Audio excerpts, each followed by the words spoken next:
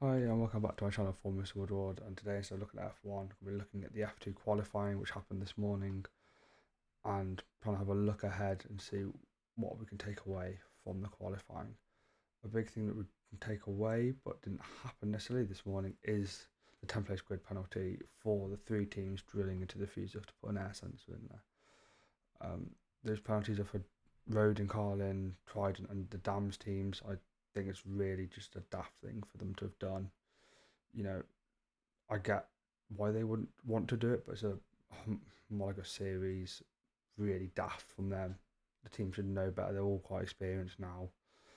They're going to lose the testing time in Bahrain for the drivers. It's a $10,000 fine, but I think really the bigger thing is that the template grid drop. When everything's to fight for every week, it could be beneficial for them to be fighting through the pack, but you know, just I think the FIA have been a bit too unfair with it, and I don't really see the point really in such a big penalty, especially for the drivers. I got it for the teams, but I think the drivers have been unfairly treated in this.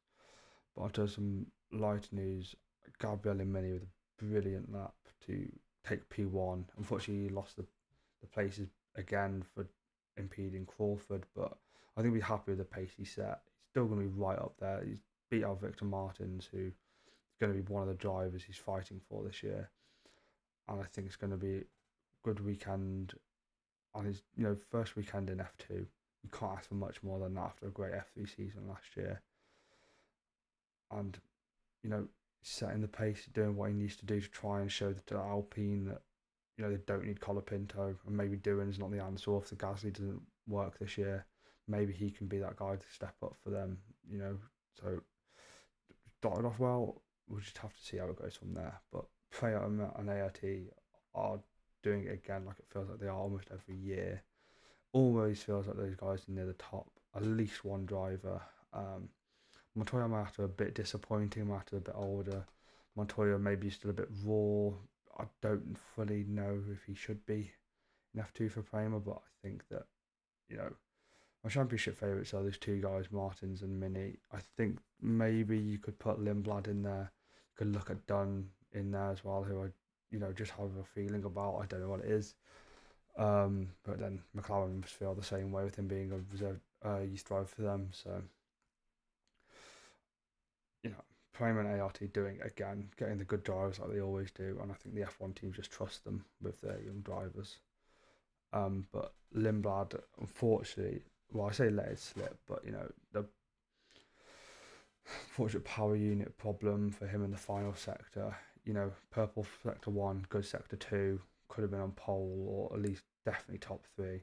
Instead, drops out the top 10 and is really unfortunate with that.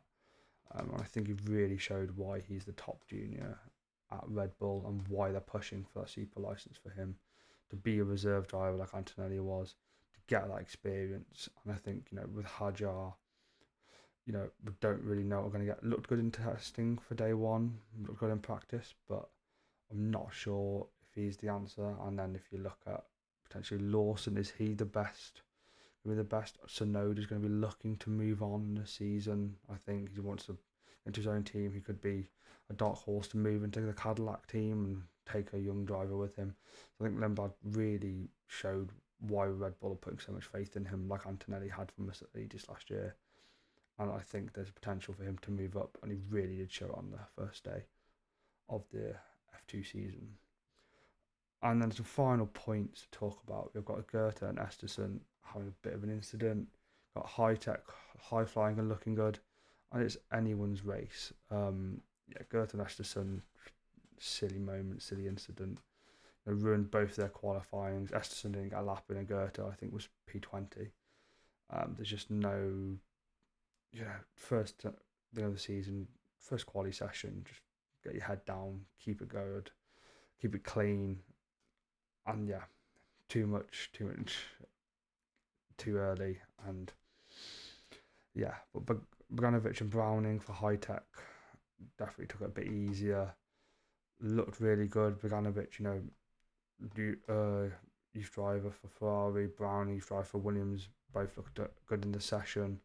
High tech looked like they've got a really good potential lineup for this season if they can carry this on. Browning was up and down last year, but if you can smooth that out, do consistent performances, I think would be really good.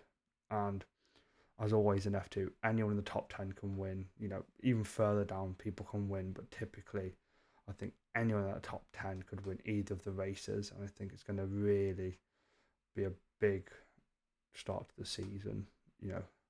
And also, all of these drivers will have raced here before Liam Lawson, which is still really funny. um, so, yeah, I think that's everything for now. I think it'll be a good F2 season. Hopefully, it's going to be interesting, and we'll just have to wait and see how they get on, especially the teams with the penalties. Hopefully, they can fight through.